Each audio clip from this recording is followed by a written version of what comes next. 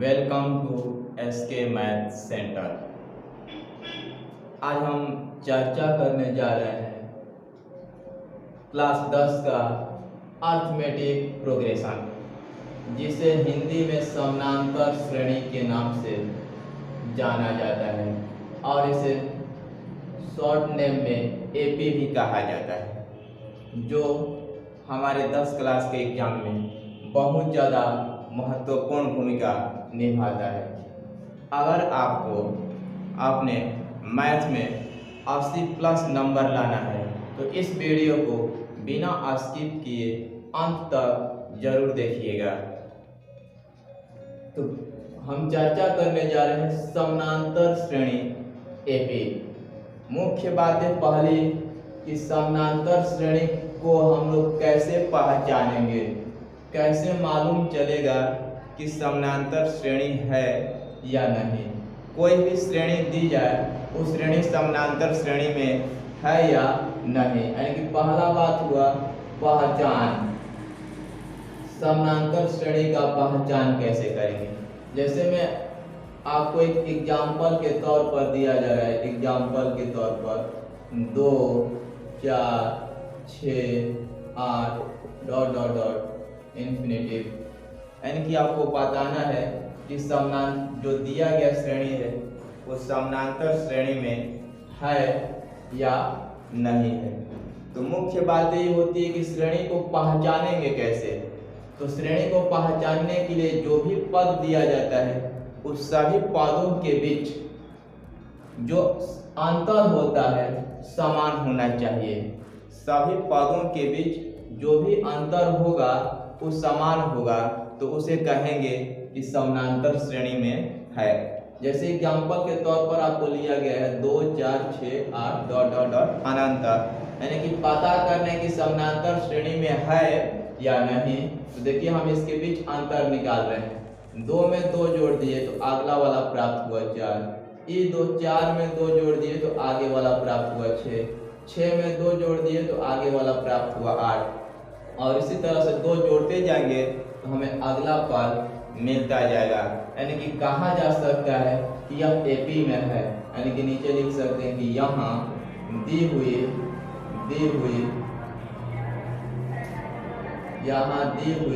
श्रेणी एपी में है। क्यों है? क्योंकि इसका सार्व अंतर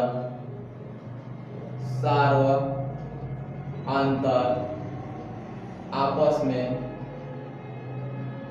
बराबर है, यानी कि जो श्रेणी दी जाए उस श्रेणी के बीच जो भी गैपिंग हो, यानी कि जो भी अंतराल हो, वो अंतराल बराबर रूप में चलता रहे तो उसको कहेंगे कि समानांतर श्रेणी में है। ऐसी बात नहीं है कि जो भी समानांतर श्रेणी है वो हमेशा इसी क्रम में होगी। समानांतर श्रेणी आपका बढ़ते क्रम में भी हो सकती है या घटते क्रम में भी हो सकती है। जैसे हम इस श्रेणी को उल्टा भी लिख सकते हैं। आइए देखते हैं इस श्रेणी को उल्टा लिखकर।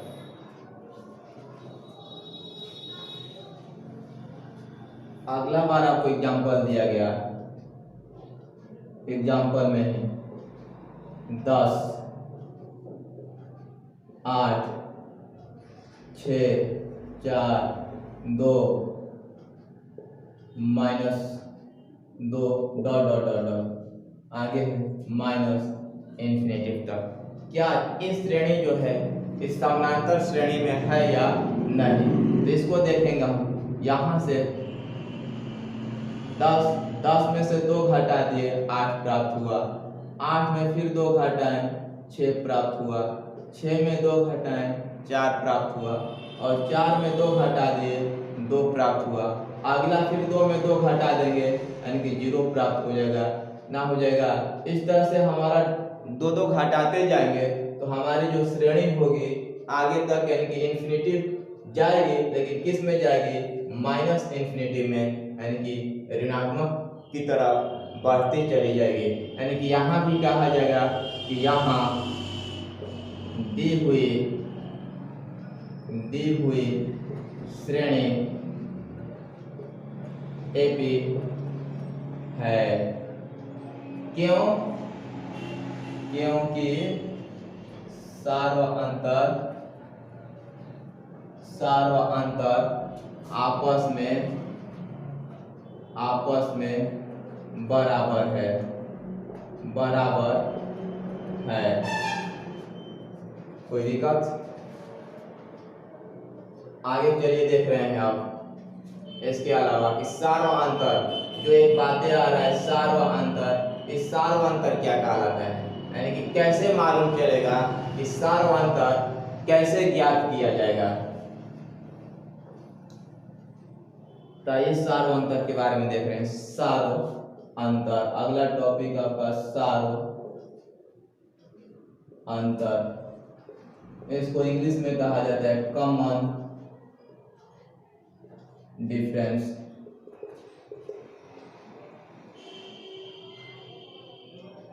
सार्व अंतर कॉमन डिफरेंस, और इसे डी से सूचित किया जाता है सार्व अंतर को। तो सार्व अंतर ज्ञात करने के लिए सूत्र होता है, यानी कि सार्व अंतर कैसे ज्ञात करेंगे? यानी कि सार्व अंतर डी बराबर होता है आपका फॉर्मूला T2 माइनस T1, यानी कि दूसरे पद से पहले पद को घटाया जाता है। तो जो हमें प्राप्त होता है वही हमारा सार्व अंतर कहलाता है। या इसको ऐसे भी लिखा जा सकता है, या में A2 माइनस A1 कोई लोग T2 माइनस T1 करके ज्ञात कर लेते हैं, तो कोई लोग A2 माइनस A1 करके सार्व अंतर ज्ञात करते हैं।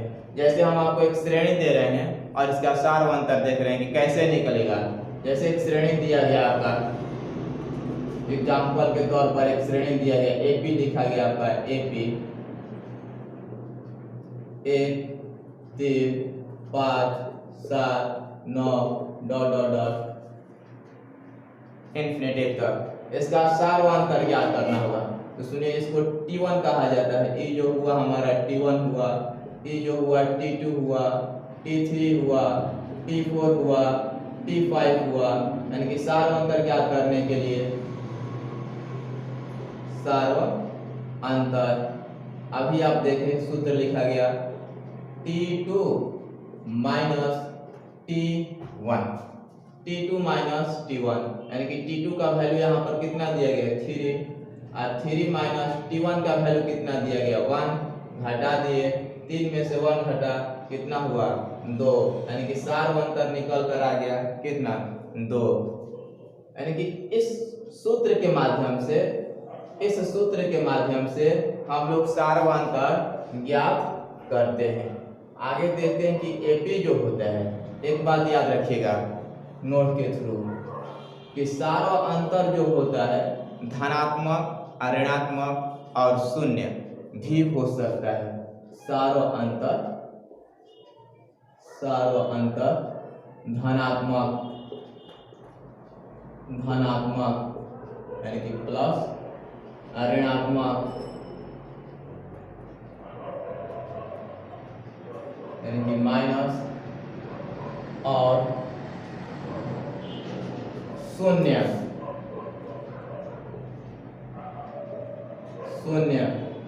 भी हो सकता है।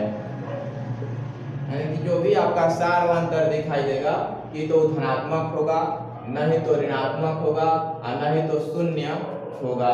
क्या होगा आपका शून्य होगा। सार्व अंतर धनात्मक, ऋणात्मक और शून्य भी हो सकता है। जैसे हम देखते हैं कि कैसे सार्व अंतर शून्य होगा। शून्य कैसे मालूम होगा? जैसे हम एक आपको AP लिख दिए, एक AP के एग्जांपल लिखा गया AP 2 2 2 2 डॉट डॉट डॉट चलता गया। यानी कि यहाँ पर हम सार्व अंतर निकालेंगे डी निकालेंगे तो इसको T1 कहा जाता था, इसको T2 यानी कि T2 माइनस T1 यानी कि घटाएं तो कितना हुआ 2 माइनस 2 बराबर 0।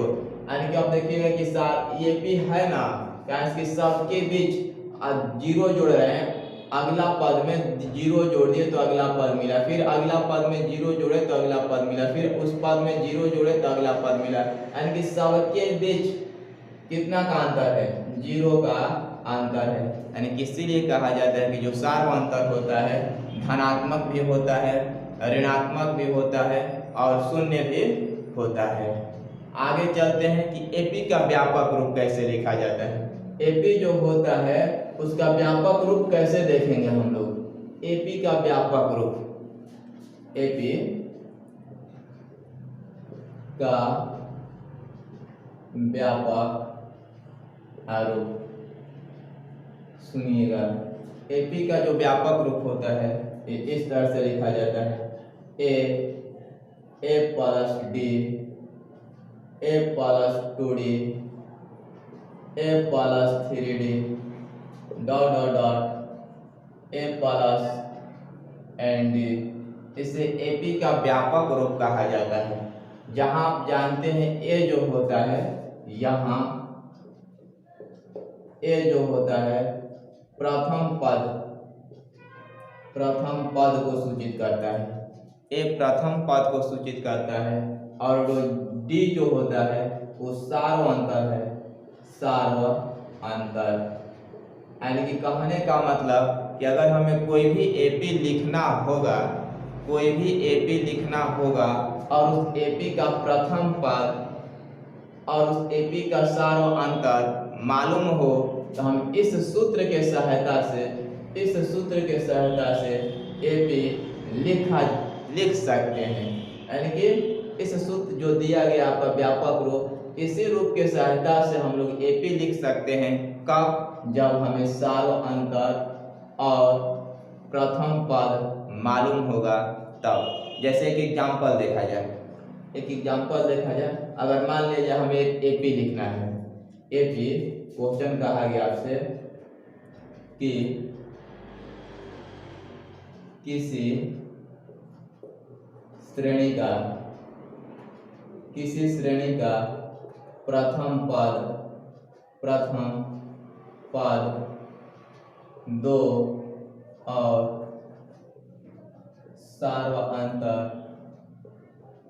सार्वअंतर 5 है तो एपी ज्ञात करें या एपी लिखे या एपी को ज्ञात करें। किसी भी श्रेणी का प्रथम पद 2 और सार्वअंतर 5 दिया गया हो तो एपी लिखना है, तो इसी सूत्र के सहायता से लिखेंगे। आप जानते हैं कि प्रथम पद को ए से सूचित करते हैं, यानी कि यहाँ जो है, यहाँ ए बराबर हमें मालूम है 2 और सार्वअंतर जिसको कहते हैं डी मालूम है कितना 5, तो एपी लिखेंगे इस सूत्र के सहायता से, यानी कि ए की जगह हम 2 लिख दिए, अगला 2 और 2 में हमें जोड़ना है कितना डी, और डी का वैल्यू 5 है, यानी कि 2 + 5। अगला बार में ए की जगह लिख दिए 2 और प्लस 2 गुणे कितना डी का वैल्यू 5, आगे 2 + 3 गुणे 5 और डॉट डॉट का होगा आपका चलता जाएगा आगे तरफ, यानी कि इसको लिखा जा सकता फिर से 2 5 2 जोड़िए 7, इसको जोड़िए 5 2 10 और 10 में 2 जोड़िए कितना 12, अगला बार में 5 3 15, 15 में 2 जोड़ दीजिए कितना 17, डॉट डॉट डॉट। अब देखिए सबके बीच जो गैपिंग दिखाई दे रहा है बराबर दिखाई दे रहा है कितना का 5 का, यानी कि अगर इस तरह से प्रथम पद और सार्वअंतर दिया जाए तो आप एपी लिख सकते हैं इस सूत्र के सहायता से। इस सूत्र के सहायता से हम एपी लिख सकते हैं जब हमें प्रथम पद और सार्वअंतर मालूम हो तब। जब प्रथम पद और सार्वअंतर मालूम हो तो एपी लिख सकते हैं।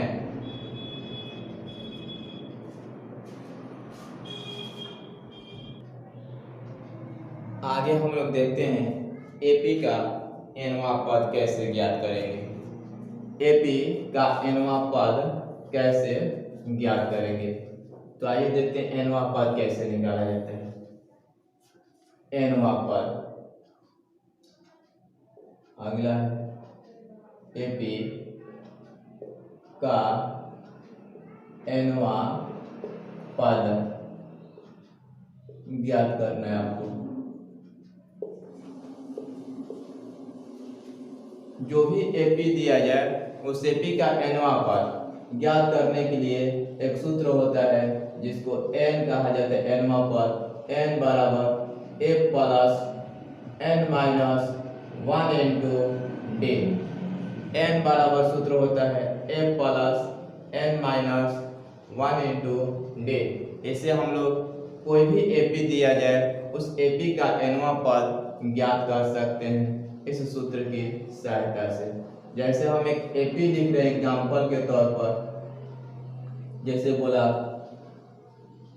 2 4 6 8 10 12 डॉट डॉट डॉट, ठीक। और इस एपी का पूछा गया आपसे कि 10वां पद क्या होगा। एपी का इस श्रेणी का 10वां पद ज्ञात करें।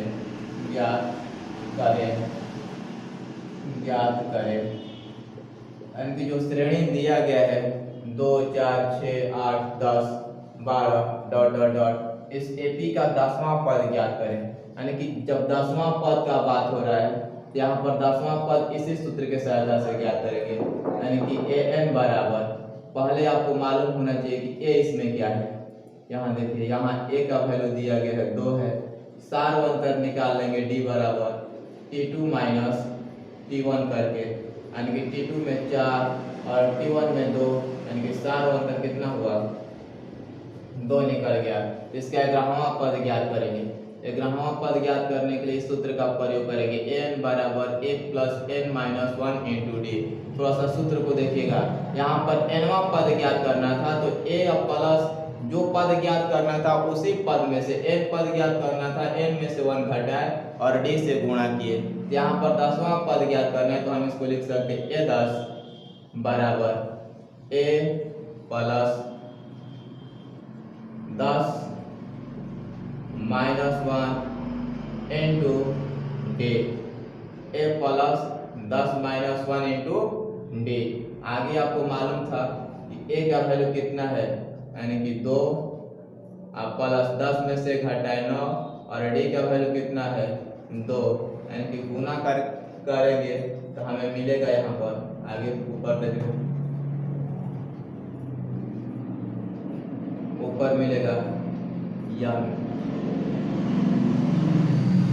2 प्लस 9 2 18 और 18 2 कितना हुआ 20। यानी कि इस एपी का 10वां पद जो होगा, एपी का जो 10वां पद होगा वो कितना ज्ञात हुआ 20 ज्ञात हुआ। यानी कि उस सूत्र के सहायता से ए एन बराबर A plus N minus 1 into D, इस सूत्र के सहायता से किसी भी एपी का कोई भी पद ज्ञात किया जाता है।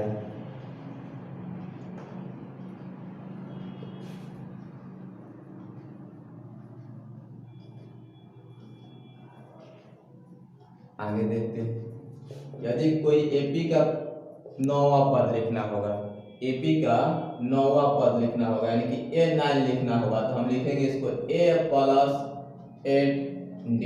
यानी कि जो भी पद पूछा जाए उससे एक कम करके D से क्या कर देते हैं गुना कर देते हैं। यानी कि प्रथम पद A लिखेंगे और जो भी पद पूछा जाए उस पद से एक कम करके, जैसे यहाँ पर 9वां पद पूछा गया तो एक कम किए, 9 से कम कितना 8 और D से क्या कर दिए गुणा। यानी कि एपी 9वां पद जो होगा एपी का A प्लस 9D लिखा जाता है। उसी तरह अगर इसका 10वां पद लिखना होगा A10, हम लिखेंगे A प्लस 10 से एक कम 9D। अगर इसी तरह से इसको डॉट डॉट भगाना होगा, अगर इसका 99वां पद लिखना होगा ए 99, हम लिखेंगे इसको ए प्लस 98 डी। अगर इसका nवां पद लिखना होगा तो आप जानबे करते हैं इसका सूत्र ए प्लस n माइनस n से एक कम तो n माइनस 1 इंटू डी। यानी कि इस रूप में हम अगर 9वां 10वां इस तरह से कोई भी पद पूछा जाए तो उसको एक प्रथम पद लिखने के बाद प्लस करेंगे और उस पद से एक कम करके डी के साथ क्या कर देंगे, गुना कर देंगे। आगे देख रहे हैं योगफल, यानी कि जो दिव्य श्रेणी है ए बी, योगफल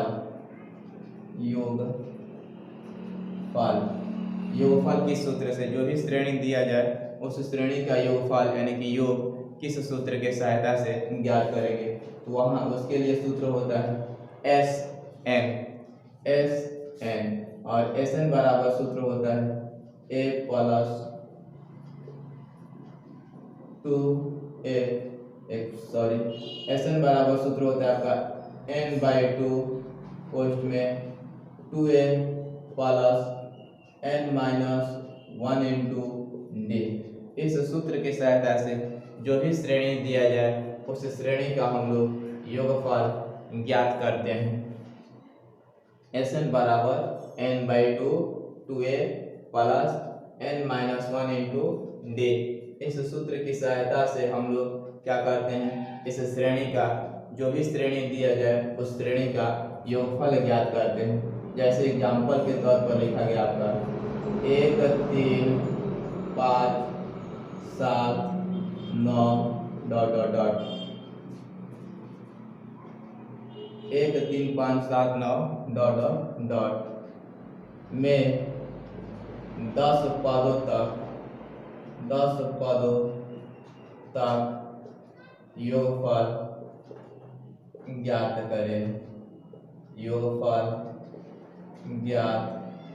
करें, यानी कि जो श्रेणी दिया गया है 1 3 5 7 9 डॉट डॉट डॉट में 10 पदों तक, यानी कि इस तरह से इसको आगे 10 तक जाना है, यानी कि 1 पद 2 3 4 5 6 7 8 9 10 ऐसे कहीं 10 पद पड़ेगा, वहां तक का योगफल कितना होगा।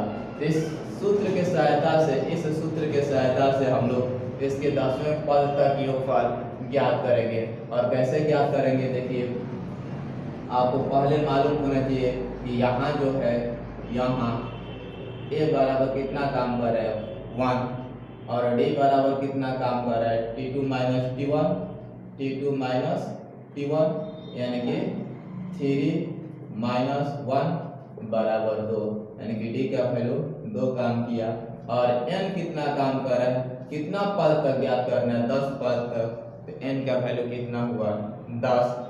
अब सब कुछ मालूम चल गया, a मालूम आपको चल गया, d मालूम चल गया और n मालूम चल गया। तो इस सूत्र पर हम बैठाएंगे और बैठाने के बाद इसका क्या करेंगे, हम ज्ञात करेंगे। तो इस सूत्र पर बैठाएंगे तो हमें क्या मिलेगा, देखिए इस सूत्र पर यानी कि s 10 ज्ञात करना है, s 10 ज्ञात करना है, तो लिखेंगे 10 n का जगह 10/2, फिर पोस्ट में 2 a की जगह 1 प्लस n की जगह 10 - 1 और d का वैल्यू आपको मालूम है कितना 2 से काट दीजिएगा, 2 5 10। आगे उसके बाद हल करना है, देख रहे हैं हल इसका।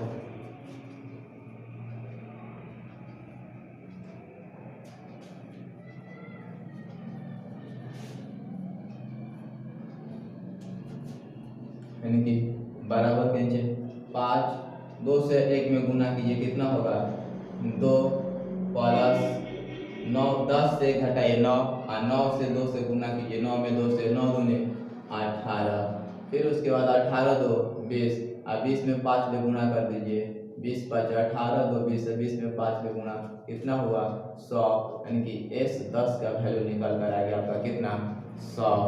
यानी कि कोई भी एपी दिया जाए तो इस सूत्र की सहायता से, यानी कि एस एन बराबर n/2 into 2a plus n minus one into D. इस सूत्र के सहायता से जो भी पद दिया जाए एपी में और किसी भी पद तक का योगफल पूछा जाए तो इस सूत्र की सहायता से ज्ञात किया जाता है। या इसके अलावा और दूसरा भी सूत्र होता है जो योगफल के रूप में ही काम करेगा। दूसरा सूत्र होता है एस एन बराबर एन बाई टू, आगे होता है A plus L. S N बराबर L by N by two A plus L, जहाँ आप जानते हैं एन जो है पद को सूचित करता है कि कौन सा पद ज्ञात करना है। ए प्रथम पद है और एल जो है इसको अंतिम पद कहा जाता है। एल को अंतिम पद, एल को अंतिम पद कहा जाता है। ठीक, या इसी सूत्र को दूसरा भी लिखा जाता है इस तरह, इस रूप में दिया जाता है इसको n बाई टू, आगे a plus A N, A plus A N. इससे भी ज्ञात कर सकते हैं सम एपी का योगफल। इस सूत्र के भी सहायता से ज्ञात करते हैं, इस सूत्र के भी सहायता से ज्ञात करेंगे और इस सूत्र के सहायता से भी एपी का हम लोग योगफल ज्ञात करेंगे। यानी कि एपी का योगफल ज्ञात करने के लिए आपको 3 सूत्र बताया गया। ठीक, जो एल और ए एन दोनों एक ही काम करता है, यानी कि एल बराबर भी सूत्र होता है आपका। एल बराबर जो सूत्र होता है यही होता है एल बराबर A plus N minus one into D, A plus N minus one into D. यानी कि जो ए एन का फॉर्मूला काम करता है ए एन, एन बराबर आप जानते हैं पहले से कि A plus N minus one into D, वही एल का भी फॉर्मूला काम करता है। यानी कि अंतिम पद भी इसी सूत्र के सहायता से ज्ञात करते हैं और ए एन पद जो होता है ए एन पद ये भी इसी सूत्र के सहायता से ज्ञात करते हैं। यानी कि एल को कहा जाता है अंतिम पद, एल को कहा जाता है अंतिम पद और प्रथम पद, अंतिम पद और पद की संख्या ज्ञात हो तो हम किसी भी एपी का योगफल इस सूत्र के सहायता से ज्ञात कर लेंगे। ठीक, अगर ए एन भी आपको मालूम है और उसमें योगफल ज्ञात करना होगा तो A N by two A plus A N की सहायता से ज्ञात कर लेंगे। अगर आपको ना मालूम है, ए एन ना मालूम है और ना ही अंतिम पद मालूम है तो इस सूत्र के सहायता से ज्ञात करेंगे N by two two A plus N minus one into D. आज तक हम लोग जो भी देखे ये सब आपका बेसिक था और इसके बाद आगे हम लोग क्वेश्चन को देखेंगे। आज के लिए इतना ही कहने दिया जाता है।